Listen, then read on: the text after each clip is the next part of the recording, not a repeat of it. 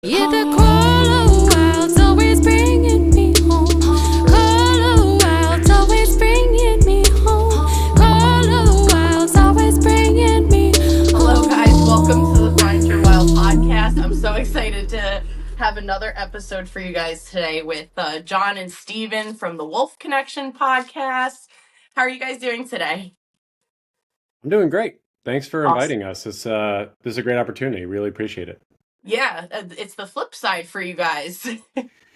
Yeah, everyone's good over here. Got a little snow on the ground. And Yeah. And Been- where do you guys live? So I'm currently about an hour or so north of LA.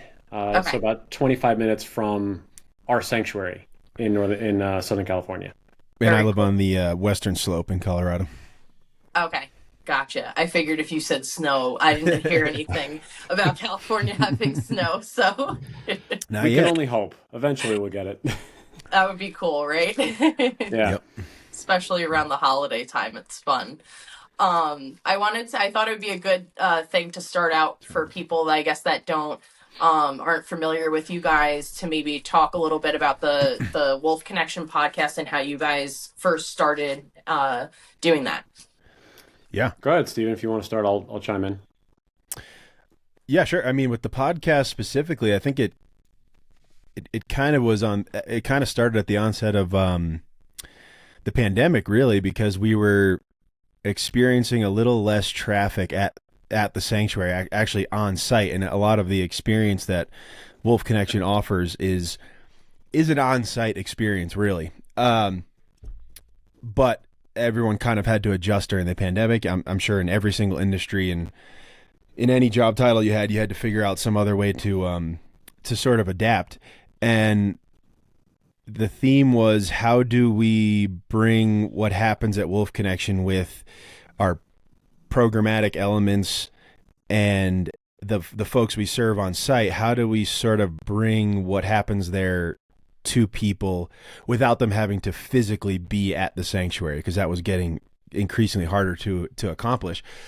So Wolf Connection came up with a couple ideas, but John and I, being sort of media focused, it's just kind of the natural next thing was start a podcast. I mean, John's done radio before. I make music for a living. So it just seemed like the next logical step.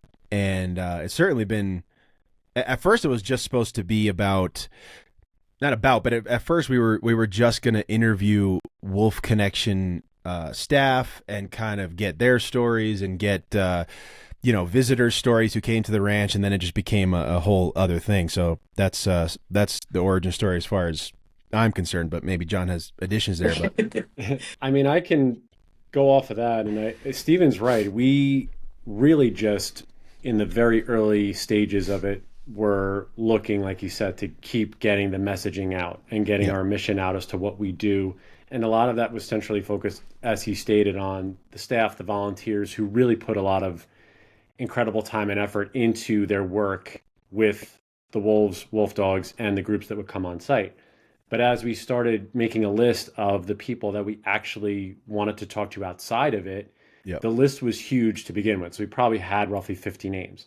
And as we were going down these names, the list gets shorter, obviously, as you know, and you're thinking, okay, what's the next step? How do we get to the next 50, the next 20, the next 10 even, of who was going to do it? And to our credit, and we don't typically pat ourselves on the back, and I'm not doing it now, but we have been so incredibly fortunate and lucky for not only to get the guests that we've had on 200 episodes plus now, but those guests. Congratulations, by the way, that's amazing. Thank you so much. I appreciate it. Just like being able for those people to then refer us to other folks, and then those folks referring us to other folks. And it really was this snowball effect that maybe in our wildest fantasies we probably saw coming true. But when you're in the throes of it, as you know, as you're just starting, right, Brianna, it's like, you're like, how do you make the next connection happen? No pun intended. But it's really been a beautiful journey for us to be able to focus and bring a focus that I can speak for myself personally, that I think the sanctuary was not necessarily missing, but it was certainly lacking in that we're talking to folks in the wild wolf space and in the Yeah. biodiversity space and the environmental space and conservation space. And this is something that while you're on site, you get the full picture. When you're outside of this realm in California, you may not see this is kind of what's happening all over. And so really we've been able to encompass that in such a beautiful fashion. And we just have been welcomed into this world with open arms and people willing to speak with us very candidly. And that's really been just the other fortunate end of this, is that we Yeah. are able to have these long form conversations with people who know a hell of a lot more than we do. And we're always looking for that next educational, informational piece that allows us to then have the correct information to give to our listening audience, our viewing audience, and also the people that come through the sanctuary doors. So it's a twofold process.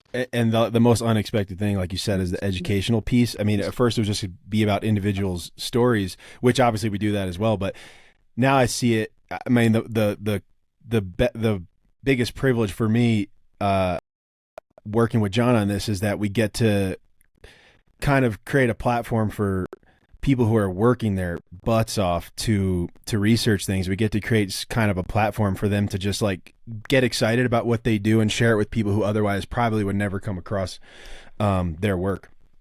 Yeah, absolutely. It truly is the wolf connection, right? Connecting people who love wolves, who care about wolves. And, it's a really great time right now for people that are so interested. I mean, like, I don't have like a scientific background or anything like that, but just me personally listening to some of your podcasts, I find them so interesting. And it's like a lot of information that you get. And you guys have such a cool array of people that come on, like scientists, researchers, so many different people that are in the wolf space, the science space, the learning space, and I think it's just a very cool way for people to learn more about wolves, and then also to gain information, especially with things like policies, or even just like the scientific background on why some things are the way they are, is really incredible too.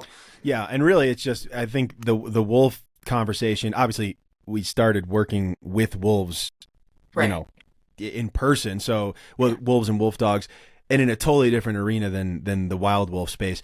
So that's kind of a natural trajectory to but to take advantage of the fact that it's such an important topic right now. And of course, what we do is about wolves in the end.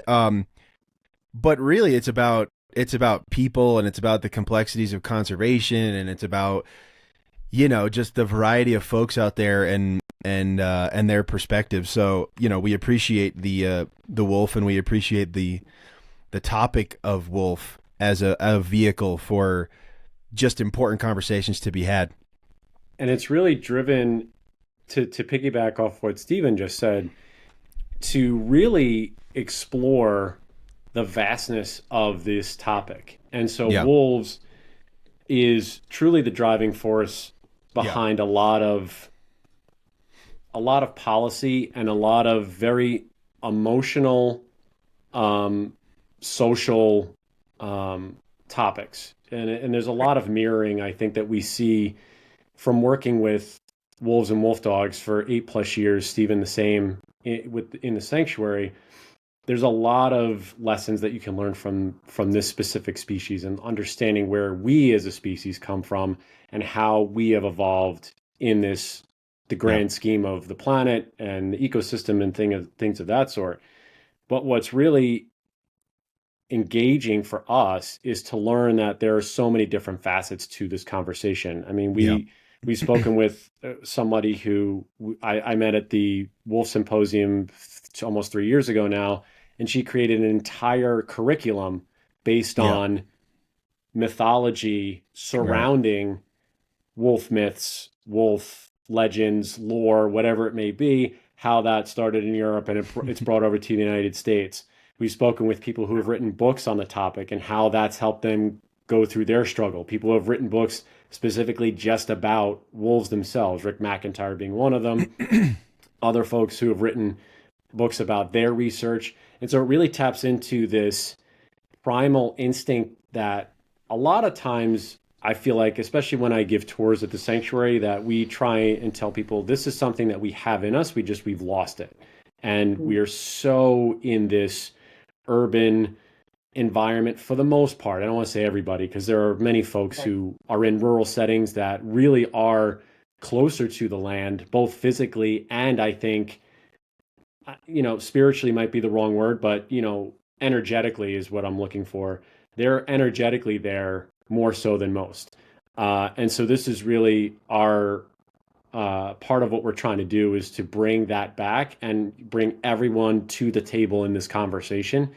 And it's not always easy, but once it seems the conversation gets going and you start to really go underneath the surface, and as we say at the sanctuary, when you peel back the layers, especially with some of the wolves stories and the group stories or the kids stories or the vet stories that are there, that's really where the work begins and where the journey happens. It's, you can dig the hole and sort of like look at it and say, oh, this is a cool little story. But until you really go down the rabbit hole and really go into the wolf den, that's when you really start to understand the complexities of this entire matter. Well, lots of puns in there, dude.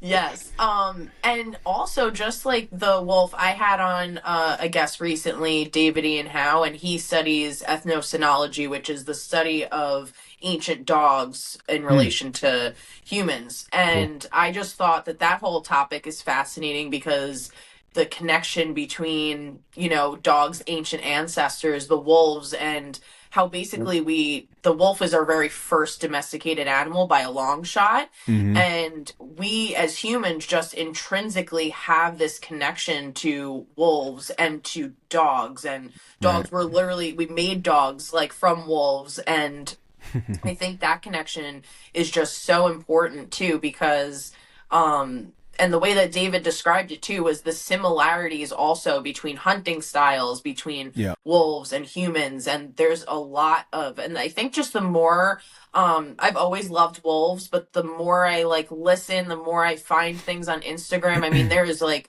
you said, like you could go on and on into how much depth of information there is out there, because there's so many different complexities and intricacies in regards to the knowledge of wolves that are out there. But I think that connection too is so important to highlight, because I mean, there are other animals that we've obviously domesticated, but I think that there is just something very important about the connection between wolves and humans that I think that some people have also lost. Yeah. I mean, I think a distinction is that it's probably the only, well, it was the first predator we certainly domesticated. We domesticated horses, but we have many more similarities with other predator species than prey species. So there's something different there. Yeah. And for me personally, I think that one of the things that I noticed when I had dogs at the time, all three of my canines have transitioned. I'm so sorry. It's hard. Okay. It's always a difficult process, but what I think a lot of what the work that we do and a lot of the stories that we learn and a lot of the interactions we have with these wolf dogs and wolves is that you really start to understand a different way of being with your pet. And that is something that has, as you said, Brianna, has been kind of lost, is we always flip, I think, unknowingly as humans, flip to this dominance type perspective. And this is not everybody. And anybody who's listening to this, I'm sure will be kicked back at some point, but it's our innate, I think, initial reaction to say, okay, we want to make sure that this animal is ours in some way, shape, or form, and that we have this dominance over them, whether it's unknowingly or knowingly. And in reality, what has worked best in working in a sanctuary setting is that you have to have this 50-50 relationship, and that it is a partnership first and foremost. Otherwise, you are not going to be able to do I would say any of the work really that we do with any animal. And that I think that pretty much goes for any exotic, right? If you're in a zoo, if you're working with big cats. The complexity of those are obviously different. I can only speak to the Sure. canine part for being part of that stuff. But yeah, I agree with you. There is a lesson or lessons that have been lost over time and domestication in that we really should be partnering with them in as many ways as possible, Right. in a way that shows respect and that they are not necessarily our, lesser than, they are our equals. Yeah. Yeah. Yeah, absolutely. And I think that's a really good point too, because there's also this view, like, I think that we should also respect them in the sense that they are so similar to us, like almost as a partner, like you said. But I'm sure that you see it now. And I also work with Apex Protection Project with my clothing brand. I donate some of the funds of my clothing to them. Mm. And, I'm sure you guys also highlight the issue, what happens with wolf dogs and people breeding them and then taking them as pets into their homes and Yeah. not realizing the proper care that's really needed. And unfortunately, a lot of sanctuaries being very overwhelmed and not being able to Yeah. take them in. What have you guys like seen on that you can add, I guess, to that? I mean, as far as the as far as the animals that we've taken in, it's pretty clear that even with the best of intentions, this is just not a thing that almost anybody can do well. It's just, and also I hear it all the time as a person who's worked with wolf dogs before. I'm sure John hears it all the time. I know John hears it from time to time. Is people think they have a wolf dog, but it's really just a husky that has an unusual look, and that feeds the misconception that they do act like dogs, and they just don't. We have very low content wolves too, and you might find similarities in them to your dog, to your domestic dog, but those aren't the ones that are they're not having as many issues as the higher content ones, which Right. they get kind of mixed up in those categories or those definitions. And the reality is a mid to high content wolf is just not going to be happy in 99% of the ways that we're capable of offering it a lifestyle that suits us. It's not going to also suit them. So, Right. I mean, as far as I can say, even the lower content ones, a lot of times they do come to us from situations where people have the absolute best of intentions.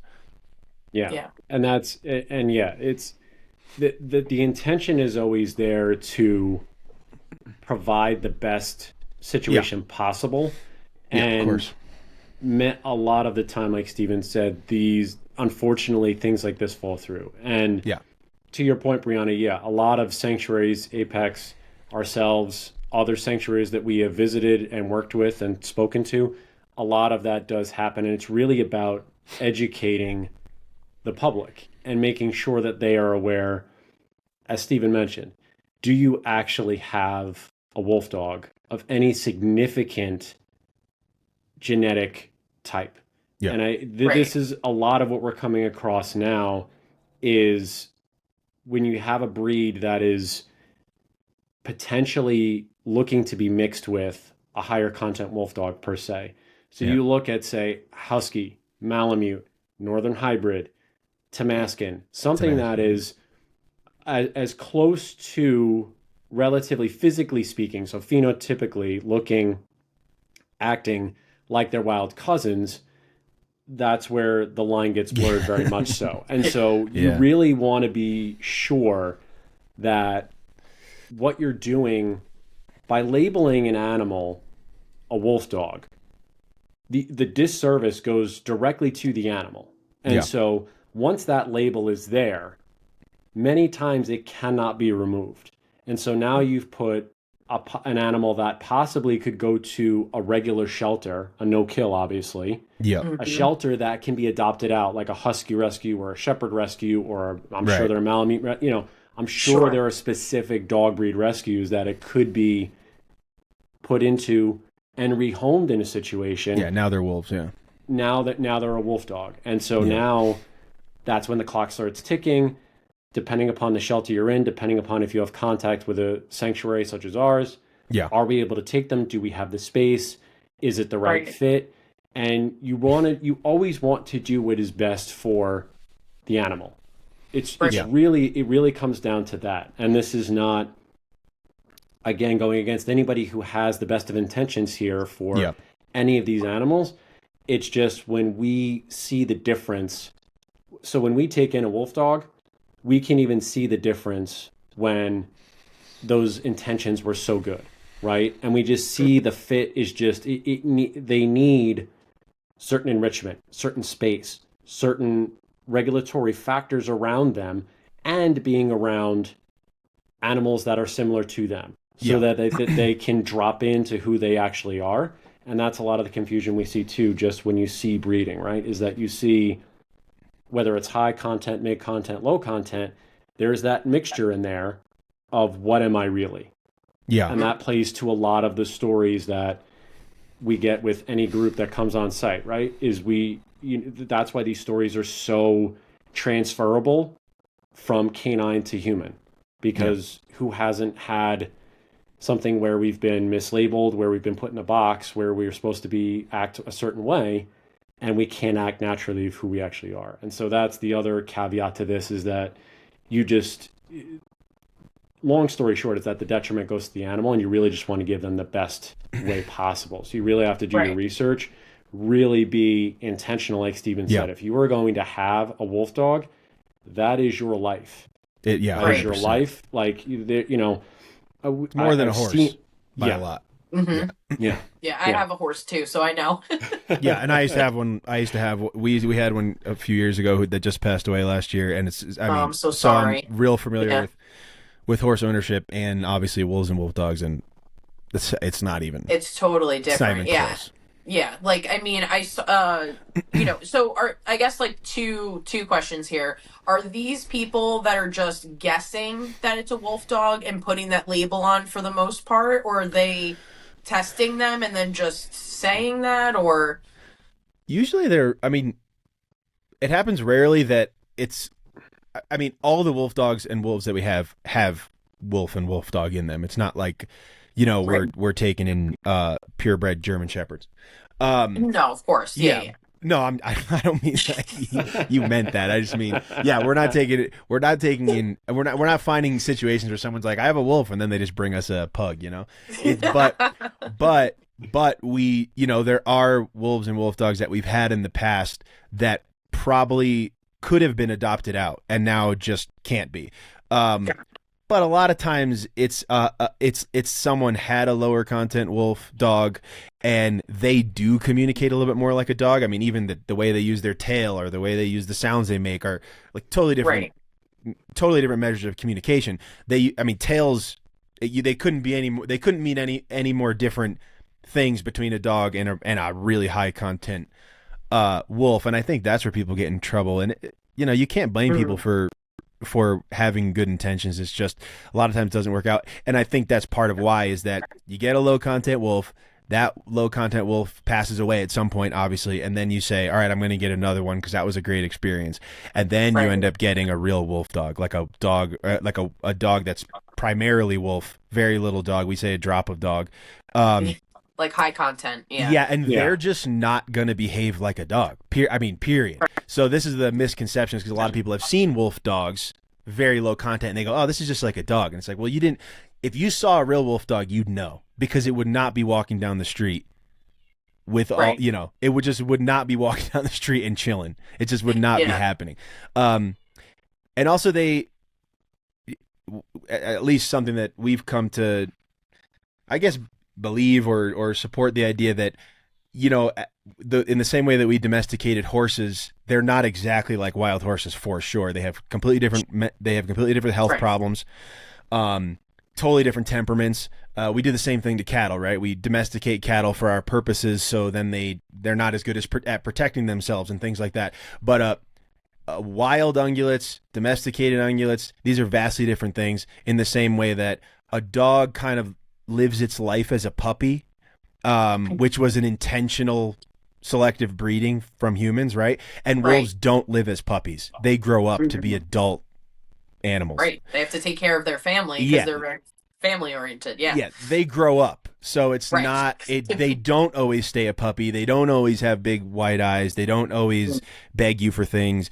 You don't say, like, I can tell my dog right now, go lay down, and he's literally just turn around, go lay down. It just doesn't happen with a high content wolf or wolf dog. They just look at you like, I don't even know in what universe you live in that I just start obeying. You know, it's just you can just tell they're just not Right. gonna do those things. Yeah. Hi, wild ones. I hope you're enjoying this episode of the Find Your Wild podcast. This episode is brought to you by my clothing brand Femme Sauvage, and I'm going to link that in the description below, along with a little discount code for you.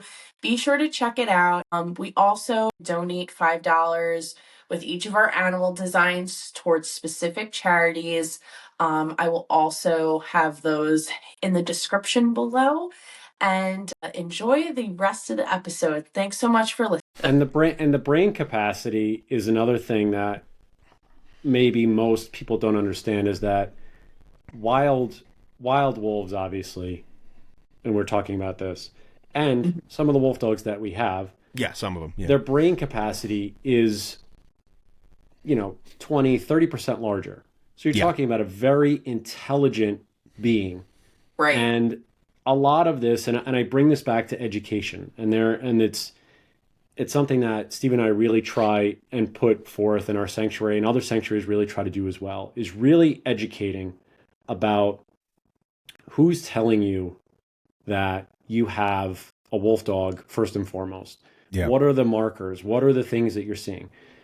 Some genetic testing is fairly accurate, some might not be. It really depends. So you really have to it's really just about doing your own due diligence and really going down the rabbit hole, unfortunately, and maybe reaching out to sanctuaries and saying, and trust me, we get people who email us and say, I have a wolf dog, and I was told by, let's say, their vet, I was told by a friend, I was told by whatever. Right. And when we get the picture, it's, it's got blue eyes and it looks like a husky and it's, but to Stephen's point though, this is not to tell anybody they're doing anything wrong. It's just a matter of looking at the situation as a matter whole. of fact. Yeah.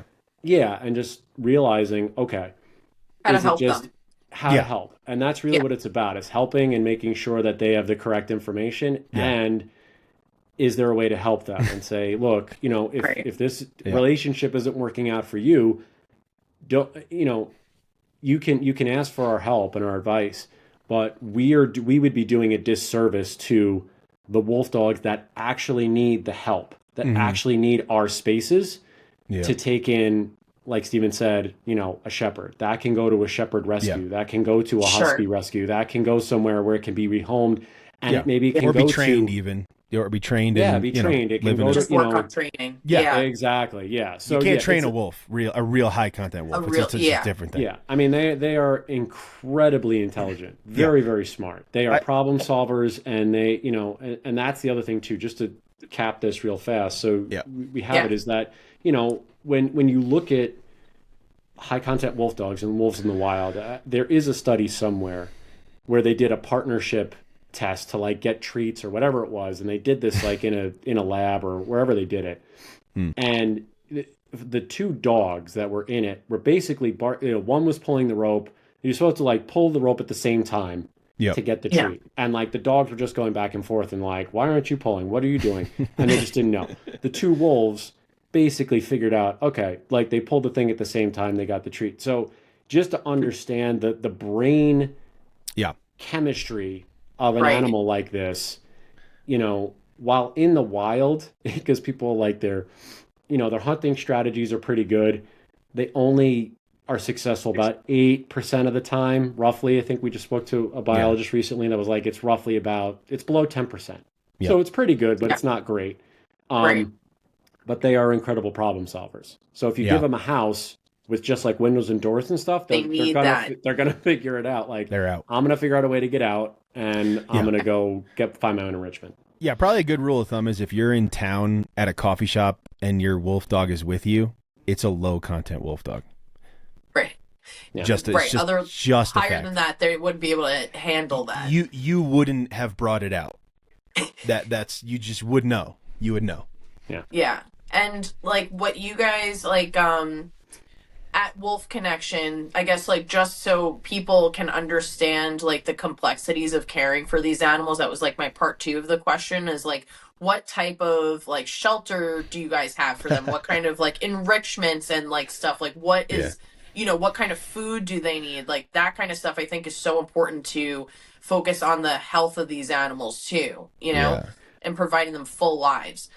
Yeah, I think so for the food aspect of it, for us in particular, we feed them twice a day. So they get a high grade zoo canid meat in the morning. So it has all the supplements, all the nutrients, all the bone, everything is ground into a log basically. We work with a great company. Yep. And they get all that stuff in the morning. So that's their first meal. And then we also have upgraded to like a zoo grade type kibble at night to kind of, you know, but because they're going to be sleeping for a while, they're going to be bouncing around and stuff. So that holds them over until the morning.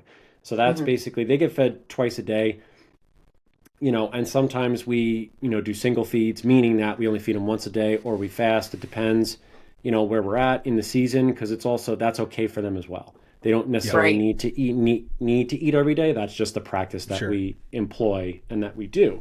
Yep. In terms of the enrichment, in terms of the enclosure, so for us in the state of California, we need to have, 10-foot fencing. We need to have, either dig guards or cement around the habitats where they live. They have shelters, either adobe or concrete, that are sturdy. They're not going to, between the wind, the rain, the snow, everything we get up there, because we're up at 4,000 feet.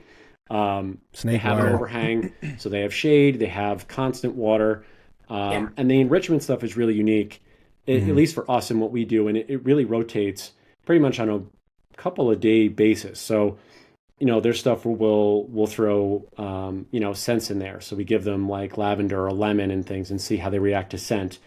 Foliage that's around the ground. So because we're in the high desert, we have a lot of sage.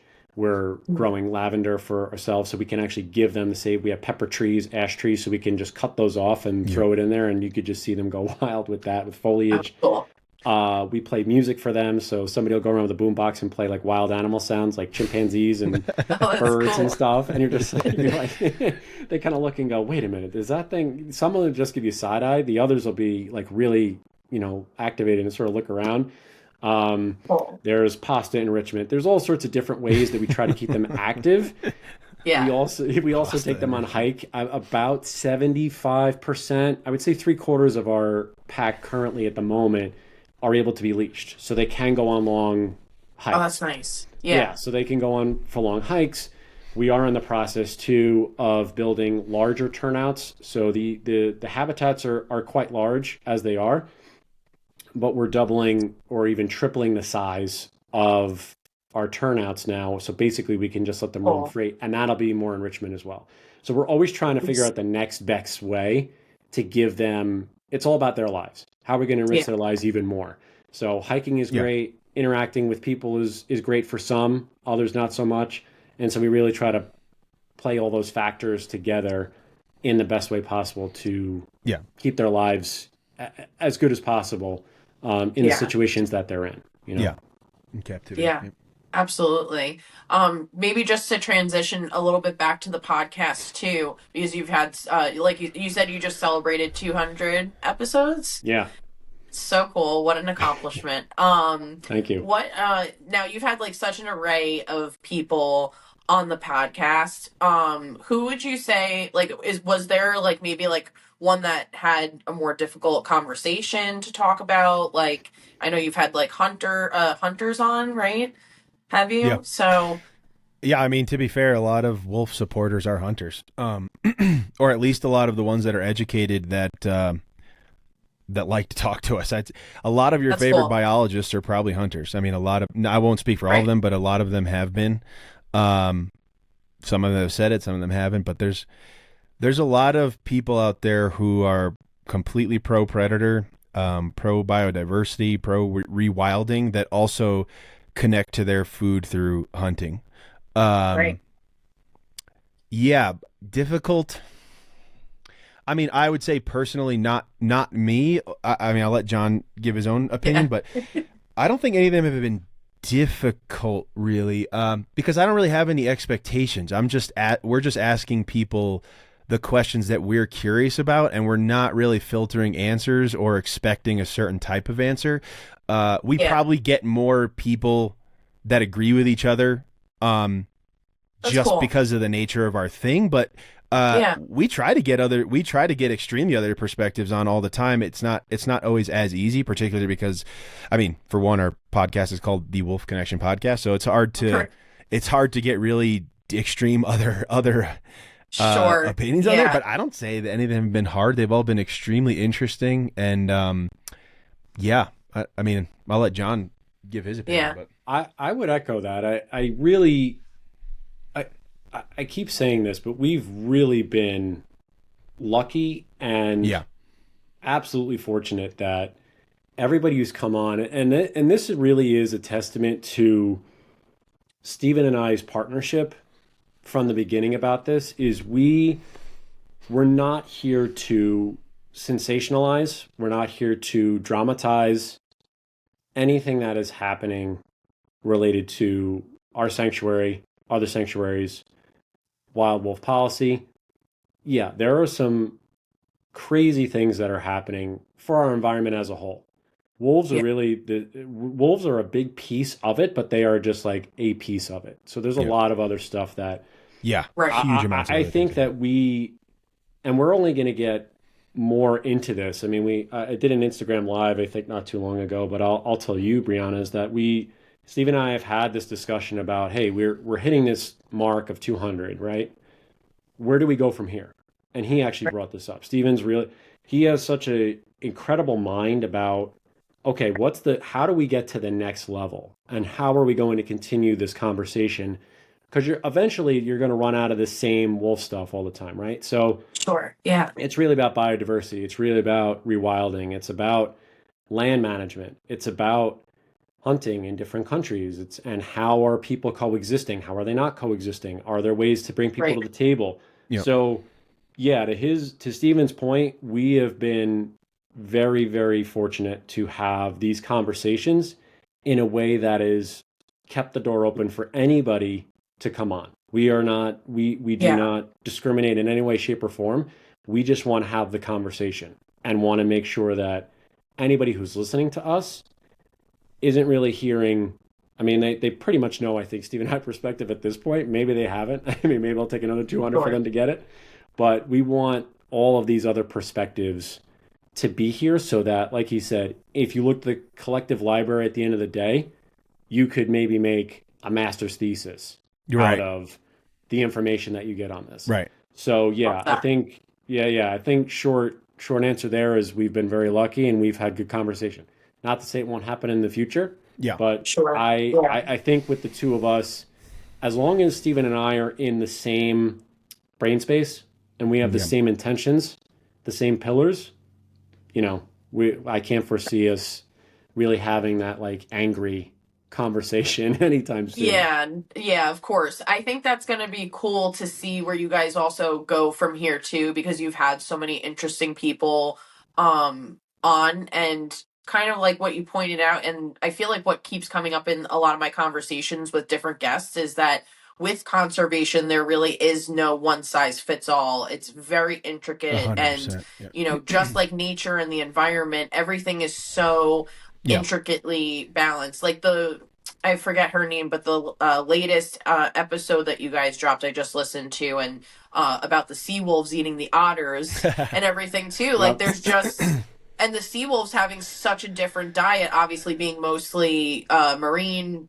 Yeah. of nature compared to the inner wolves, and Hmm. just hearing how interesting of her saying Katmai is actually very hard to navigate and walk around. So these wolves are kind of stuck there in this, you know, that specifically is different than what wolves are going through in Alaska or what wolves are Right. going through in Wisconsin or Minnesota. Yep. Very, very different things that are happening there. But yeah, I mean, it would be, obviously, I feel like you guys are a good team, and like I think that you guys do a really good job of, like, when you have people on, and like, you know, letting people hear all of the information that the guest has to offer. But I think it could be cool to have some other perspectives, because I think that how you guys talk and how you guys send and send out the information with your podcast, I think is going to be very informative for people, especially for going forward, people having different Yeah. a different mindset, because we're hoping to make change by being able to do what we're doing right now, like talk and hopefully get people to come into that space. Because I find, if you're like going at them and like, attacking someone Yeah. or something like that, you're not going to get them to change. Like you have to 100%. talk to them in a Yeah. way that's like, hey, how can we change your point of view? Like, how can we show you like wolves are very family oriented and dynamic and respectable animals? Like, how do we show people the importance of the environment and how really intrinsically connected everything is? Like, one thing can affect something else, and Yeah. it's a really delicate balance. So, yeah. Yeah. And I think I think a lot of times we're not even getting an accurate read about what people actually think because they're closed off to agreement. You know what I mean? It's like, good point. Yeah. You get into a fight with your brother or sister or your mom or something, and you've decided 10 minutes into the argument that they actually have a point, but you can't say it because you're pissed off, Right. Yeah. So I think, Good point. yeah. So I think you're not even, once you start an argument, you're not even getting an accurate read of what is actually happening. There's definitely some times where, we get criticism like you should have pushed back more. And I think like it's hard from our seats because it's a delicate balance of, do I want to start closing somebody off to just getting kind of what we're saying without saying it outright, and then maybe we'll find some kind of common ground. And that's this brings up the question of what are the greatest threats to predators, which I think we were going to talk about at some point. But I think the greatest threat to wolves and predators and wildlife and all these things is that humans are having a really hard time simply collaborating. I mean, we're struggling to communicate and collaborate in tough situations. I mean, I don't. Right. It's getting harder and harder to agree to disagree, but still move forward. I mean, just how to really coexist with people who live completely different lives and have different opinions, or something that people forget, different priorities, or needs and concerns can be completely different 100 miles away from each other. To me, that's the greatest threat to predators, and I guess in turn biodiversity and wild places is our what seems like a growing inability to work together for a common goal and to be productive co-creators. I mean, we're acting more often on fear and anger rather than strength and leadership. And I mean, that's the greatest threat to wildlife above all these other things that we like to kind of distract ourselves with, is what seems like an inability to live together skillfully. Yeah. That's a great point. Yeah. Yeah. I mean, Stephen always hits this right on the head every time we talk about this. And this is the push of trying to talk about biodiversity and all this, is that I'll just say having the measured conversation is becoming more difficult, like he just stated. Yeah. And the word compromise is very taboo. And that compromise, I don't know who said it, but there's something to the effect of that if you all walk away from the table, whatever this, and like you said, it could be the argument with your brother or sister, mom or dad, whatever, or policy, right? Is that if everybody walks away with a little bit of like, I didn't exactly get what I wanted, but I got most of it, like you're on the right path. And that could go with and that's with anything. This doesn't have to be, a long standing conversation. It could be about how you pay the bills at home. It doesn't matter, but it's, those conversations and those ways of compromising to, again, be progressive and move forward and to enact on the betterment of the whole and take a global perspective as opposed to the small view perspective is, getting more and more difficult to have. Yeah. Yeah, that's really, really well said, because it's so true too, is how that's the kind of the base point behind all these issues, right? Is we are having this push-pull, and again, every situation's different, but it can kind of be brought back to this push pull of compromise, and how do we figure out how to kind of heal ourselves to be able to compromise and be able to Yep. relate to people again, and to kind of bridge that gap and connection. Yep.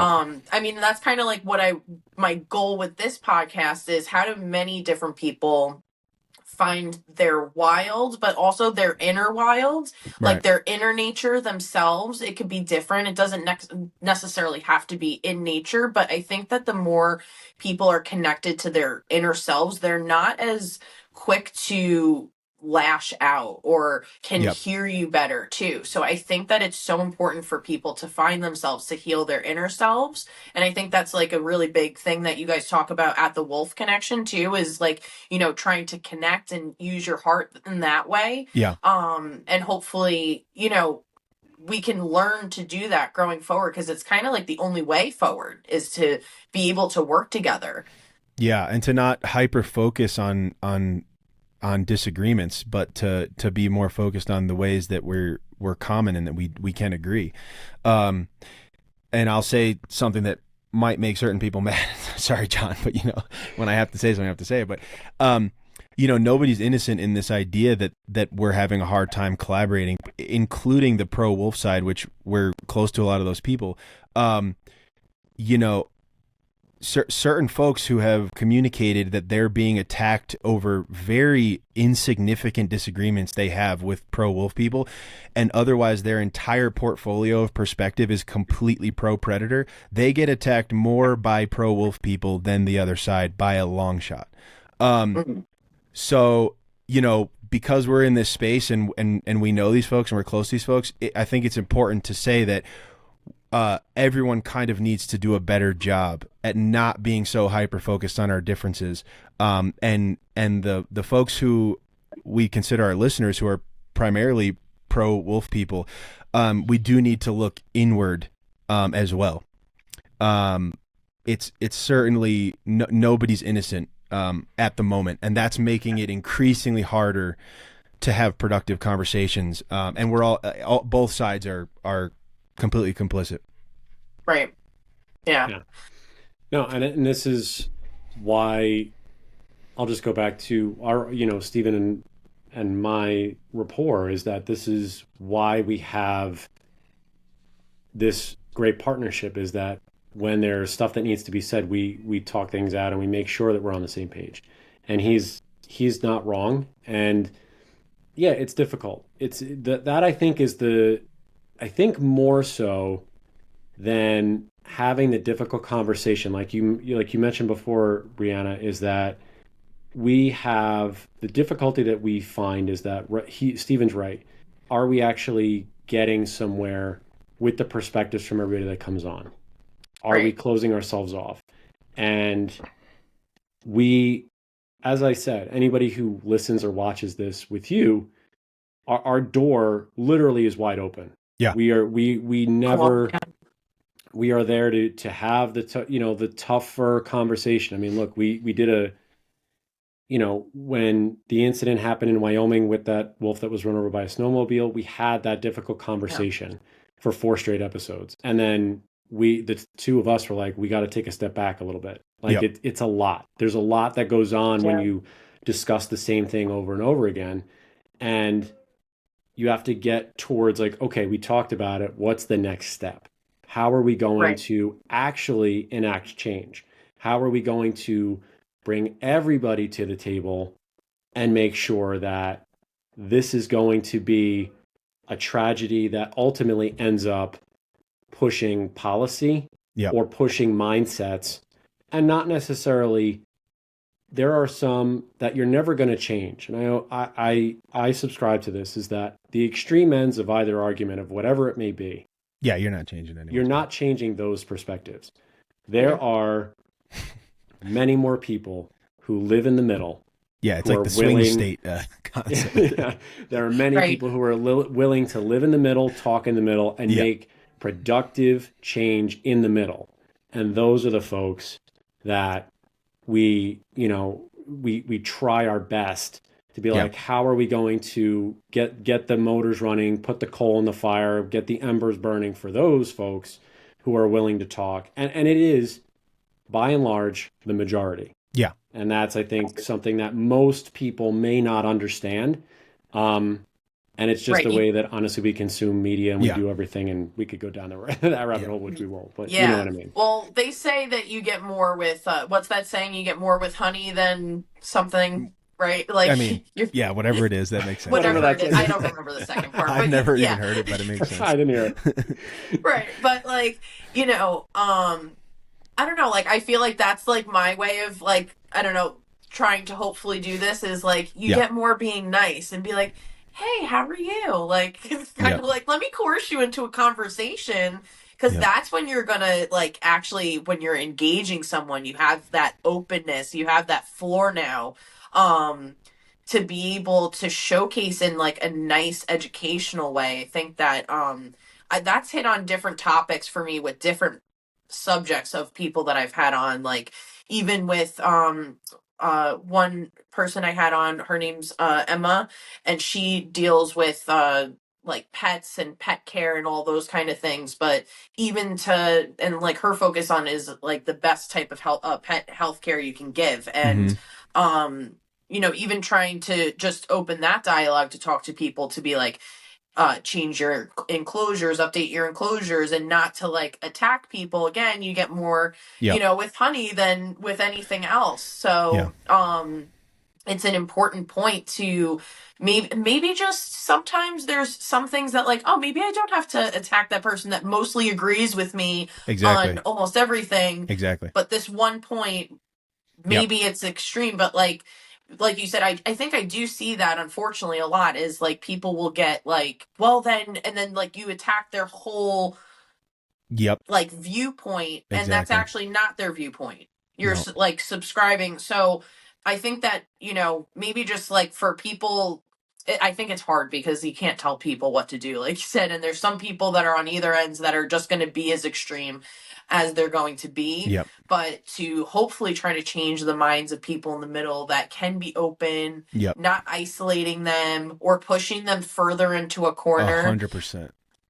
That is very important. Yeah. Yeah. If we've learned nothing from the last 8 years, it's like minor agreements out of 100 agreements can really change the entire course of just everything. I mean, these are the people you don't want to attack, right? Are people who mostly agree with you and have a few small discrepancies. This is, and we see, I see it a lot where that kind of thing gets, we have 200 episodes and someone picks out a line where like, I said something that and then that becomes a whole thing. And it's like 200 episodes of supporting predators and supporting biodiversity. And then a nuanced comment comes up where it's very complex and a nuanced thing comes up. And then that's where the thing happens. And I think that's the exact wrong way to be doing this. The exact wrong way. Yeah. Yeah. I mean, I have a toddler, so time to me is very precious. So there's also another aspect that, like, I mean, I guess a lot of people do have more time, like keyboard warriors, like the trolls. But, definitely. let's focus on things that, like, okay, I think that a lot of people, especially in the middle, could open their minds to the fact that what happened in Wyoming was messed up. I think if you talk to people and you open that dialogue, that's just messed up. I think that, and again, like, because you said you guys have had hunters on the podcast. Yeah. I think that most good hunters, like, they're not going to take a shot at something if they know they can't kill it. Like, right? Like, they're ethically trying to make sure that the good of that animal, they're going to use every part of the animal. They're going to, whatever. That is just unethical in the way that that whole situation happened, and it doesn't even provide any benefit at all. It's not zero. Like, hunting should be providing you you're supporting your family, you're doing this or whatever. And I think that if you get those people in the middle, they can all mostly agree on that. Yeah, I think like most hunters, and I'm a hunter as well. I don't. I mean, the amount of anxiety that I know personally that myself and most hunters have about making clean shots and making sure meat is treated appropriately and making sure we're not shooting something we can't kill. I mean, I know people who are you would be like, hey, you got to relax, man, with just the amount of stress that comes up during hunting season, making sure everything's in order and that you're going to do the right thing by the animal. It's a very stressful moment in reality. And taking care of the meat and making sure it gets to the freezer properly and making sure it's treated well. I mean, if you ask my wife in the room, if I take a piece of meat out of the fridge, or if she takes a piece of meat out of the fridge, how often I'm annoying her. Like, okay, we got to make sure we eat this tonight or in the next 48 hours, because if we don't take care of this thing, I'm going to be really upset. Right. And so we have these conversations all the time. And I know most hunters are like that. So yeah, I think most hunters would agree what happened in Wyoming is just tasteless. It's not a thing indicative of hunters in general. Yeah, not representing the whole at all. And it's always the few couple of people that give a bad rap to the whole. Yeah. 100%. Yeah, absolutely. Yeah. What would you guys say that is some of your favorite aspects or things about wolves in general, to change it to like a little bit more of like a positive thing? Yeah. I mean, I'll start. I think just working in close proximity to wolf dogs of a higher content and then being able to witness them, I think the similarities in some of the wolf dogs that we have in our pack and the wolves that I was able to witness in Yellowstone a couple of times, I think that's the coolest part, is just to see that those lessons or that knowledge or those behaviors really haven't been lost is pretty cool. And that I can see it basically a foot in front of me every time I go into either feed or scoop poop or go on a hike or whatever. It's just the daily stuff that you would do to take care of the wolf dogs that are a sanctuary. And I would also say is that there is, for some, I wouldn't say for all, but for some, the assuredness within themselves and knowing this is the thing I'm going to do. Yeah. And I'm 100% committed to it. And that's just the way it's going to be. And, you mentioned Ellen's episode that we just released today about sea wolves. To me, they are fascinating. Yeah. To be a carnivore with 4 legs by the coast, and specifically because you really have no choice to feed on sea prey, talking about otters, harbor seals, musk, scallops, salmon. It's just the adaptability for an animal such as that to be able to traverse this entire continent is beyond, I think, anything else, because you really can't say that about many animals, let alone predators, to be able to be like, all right, if we get stuck on this island, we're gonna figure it out. Yeah. If we get stuck in this desert, we're gonna figure it out. So just their adaptability, their confidence, and also the fact that, hey, if they're unsure about something, like they listen, just the instinct, their guttural instinct of like, hey, I'm gonna listen to this and nothing else. Yeah. I could have a million other things chirping at me. This is all I'm focused on is myself. Yeah. And that I think is that's been a huge lesson for me as I've traversed this journey for, 8.5 years or so. I don't know about you, Stephen. Yeah, similar. I mean, what I mentioned before, which makes them bad pets, is probably what I love most about wolves and wolf dogs. And it may in some way be the thing that we subconsciously dislike about wolves, not us particularly, I just mean as a species. Sure. Is they're just not they can't be anything else. I mean, a dog can be 1,000 different things for 1,000 different people, and wolves just can't be anything else. And maybe it says something about folks who like predators and like their temperament and the way they are, but I certainly love that they don't listen. I like that they're out on the landscape making a scene kind of, and they're just not worried. Because a lot of predators, you don't see them out, you don't see them hunting, nobody sees a mountain lion. I mean, really, Folks that hang out in Yellowstone all the time taking photos might see mountain lions, but most of us, I mean, I've spent almost my whole life in and out of the woods. I've never seen a mountain lion. They're not just out hunting stuff in front of everybody, but wolves are. You know, they're unapologetically there, and there's no changing a wolf. They really are exactly what they are, and they seem to be totally okay with themselves and unbothered by other people's opinions. And I think that's a really cool. That's a really cool thing, particularly in a world where we are always trying to people please and always be something for somebody, and they just have no interest. But they're also they can be very gentle, and they're very caring to their counterparts and their pack. So it's like they have that really good balance where they can't be changed, but they're also really just, you know, pack oriented, family oriented beings. It's kind of it's an interesting balance. Yeah, they're so dynamic in that Yeah. way, right? And I think that is like a really big reason why I feel like they've always been one of my favorite animals. I mean, Yeah. it just speaking to about both of the things that you love about them the most is that they're very intuitive, very intelligent, but they're also dynamic in the way that they're very caring about their family Yeah. and that they love their family.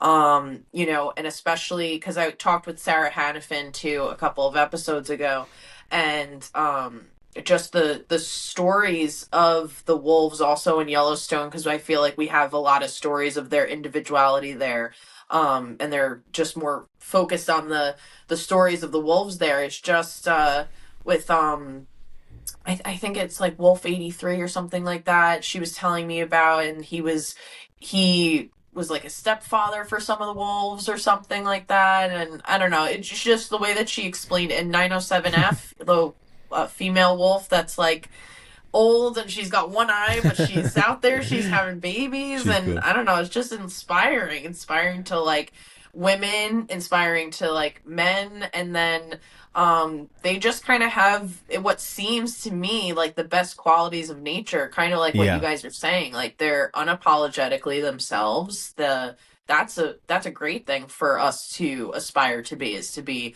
unapologetically ourselves, to follow our intuition, to connect with our family uh in a way, and to care for them. Yeah.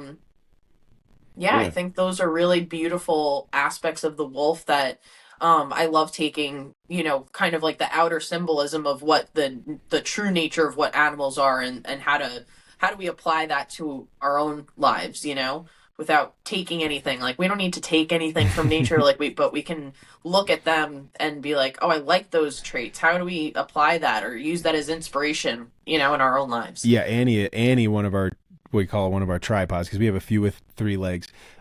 She exemplifies that to like the nth degree. She's as confident and as bold as any living being you've ever met in your whole life. She's just got 3 legs, and she just gets on with it as if it never happened.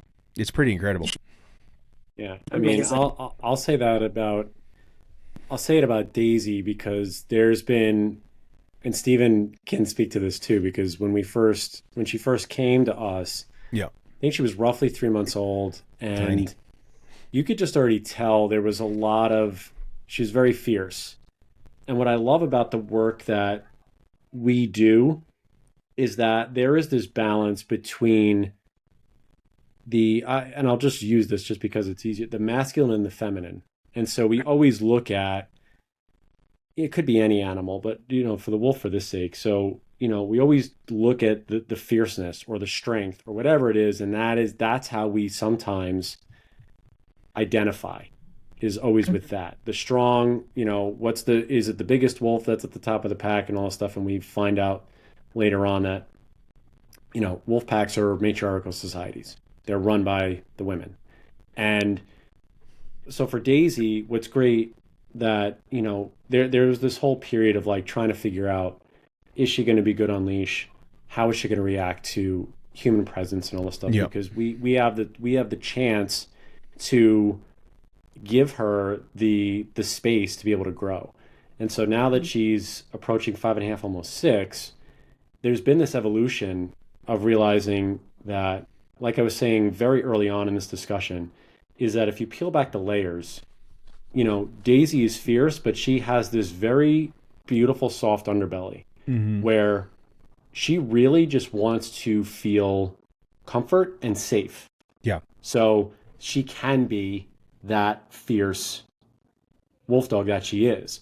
And so it's this very delicate balance that you have to draw on where when you're on leash with her, you're hiking her, it's this poetry or this fluidity of being like, I'll give you a little bit of space and then we'll retract. And I'll give you a little bit of space and then we retract on the leash. And if nothing else, that story and that wolf has really, from myself, I can't speak for anyone else, but she really has embodied both of those things for me. Yeah. It is really tapping into everything and understanding how balanced they really are. And that if you just give them the time and the space, boy, it is just, you will see an explosion of confidence and really see who they actually are. Yeah. And that is such a powerful message for anybody that comes to see or listen to these stories, is that somebody who come here and be like, I love the way that she looks, but now that I hear her story, I truly resonate with that. Or with Hoda's story or anybody else in our pack, like Stephen was saying about Annie. So I would just say, like, to give her a shout out, because in some ways we have become bonded more so than ever, than many of the others. And when I first got there, I was bonded more with the males, and I have two of them tattooed on my leg that, one is still alive. JC, one of our ancestors, passed, I think, in the last year or so. I'm so Dakota's still sorry. there. Yeah, I appreciate that. But it's just like the shift of now I have like these two female wolves that I'm now dealing with Mikuni Right. and Daisy. And so I've sort of rotated. So it's just an interesting way that energies and things and wolves sort of Sure. Yeah. play in that way, Yeah. Absolutely.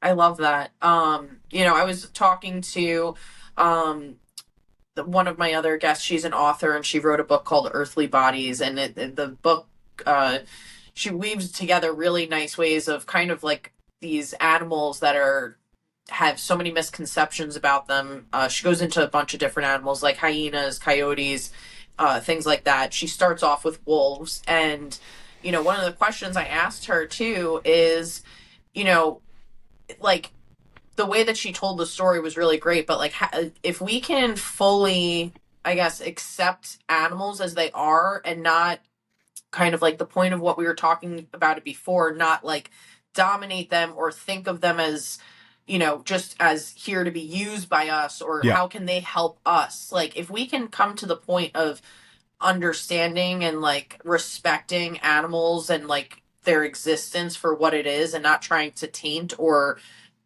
adjust that in any way, I feel like that could help us really understand and go across the border to other people that have different mindsets than us, than different, like, hopefully, I guess, like, I don't know, like, how I was questioning that now, but, like, I think I just see it as a way to bridge that gap and connection, to hopefully show other people, hey, look at how we're viewing and respecting these animals. Like, how can we connect that also to our fellow people and connecting with them, so we can hopefully make a difference and show them the beauty of nature and like how we're a part of nature and how intrinsically connected we are to it, and the delicacy of if something's going wrong in nature, it is going to come back and affect us. Sure. Yeah. Yeah. No, totally agree. Absolutely. Yeah. Guys, thank you so much also for coming on. I feel like that's a good spot to end and leave people to think about. I feel like we brought up so many really great points today, and I know you're busy, so thanks so much for making the time. If you want to just let people know where they can listen to your amazing podcast or any other information where they can find you. Yeah.